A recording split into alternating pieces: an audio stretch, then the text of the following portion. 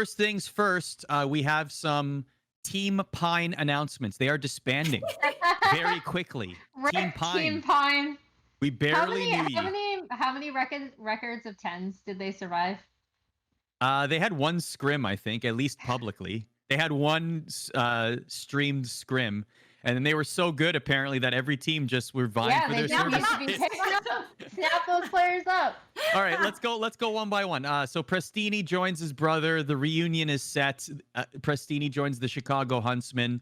This is something we were speculating on for a very long time. I wrote about Prestinni's last couple months, which really began with him benching himself from the LA home series. That's up right now, ESPN.com/esports. I spoke with him for a half hour. That's up on our YouTube channel. Lots to dive into there. He was very open and honest about everything, going through the anxiety and depression that he went through.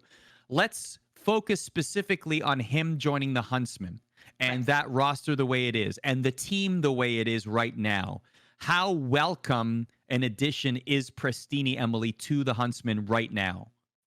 I mean, I think it's really going to depend on how much Prestinni can affect the internal team dynamic of the Huntsmen, because we talked about this last week, right? Where we were saying, part of the issue that we can't really comment on is that obviously something internally is going on where these players just aren't communicating well with each other, and no role swap is going to be able to fix that, obviously. So, I mean, previously we'd already talked about Gunless getting benched and them trying out General, and then now with Prestinni stepping in, I mean, you do have to point to the existing synergy that he already has, obviously with Arcitys, but then hopefully, the big thing is hopefully he can bring another voice to the lineup that helps them communicate better with each other, because these are all people with, these are all veteran players with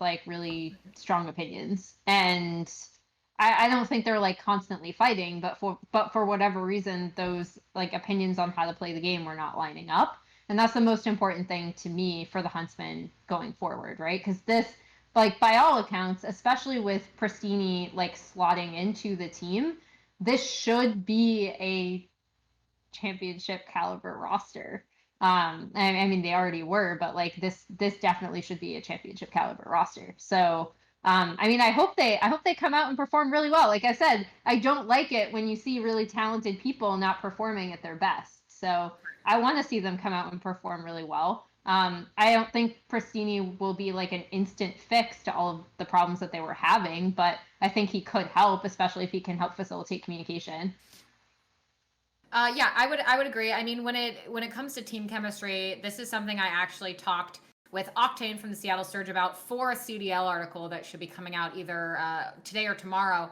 Nice. But how important, particularly in Call of Duty esports, that chemistry is, the behind the scenes chemistry and the actual likes and dislikes between these players. If you show up, he said this, he's like, look, if you're showing up every day to scrims and you hate your teammates, then it's not going to work. It's just not going to work. It's inherent to Call of Duty that there needs to be the vibes, right? He said, everyone always memes that when you say vibes, but they are so crucial to team chemistry, and clearly it wasn't working out with Gunless. So you bring in Prestinni, and Prestinni, I think, will hopefully be better for them in that regard. But, and this is something we'll talk about the other two teams that also brought in some folks, but I think you're going to have to see how quickly can Prestinni get caught up. He's going to have rust. He's been on the bench for a while. He's not been playing at a competitive level for a while. 10s don't count. None of that counts. It's not the same thing as scrims and as actual tournament practice. So I'll be very interested to see how quickly he acclimates himself to Chicago and how Chicago plays. Does Gunless stay with the team, you think? No. Nope. How long? How long do you give it? Depends on what happens with a trade, right? So something that Gunless himself mentioned on the podcast with Hex was that he wouldn't have even been on a starting roster if he had not gotten picked up by Chicago after some other potential teams had fallen apart. So if you go based on that, and you go based on some of his history he's had with being benched and kind of this team chemistry issue, it makes you wonder, right? Like, what's going to happen with him? What team is going to have an appetite for that? Obviously, Gunless is an incredible player. So I think someone's always going to take a chance on working with him because he's that good. But in regard to where he goes, I'm not totally sure, because there's so many issues now, Arda, with trades. It's so much more complicated this year than it was last year.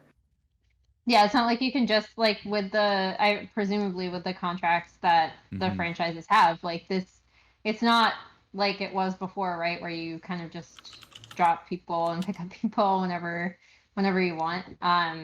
So that's the big thing with when Gunless moves, is it's going to depend on who wants him, what the trade situation looks like, and what his contract looks like.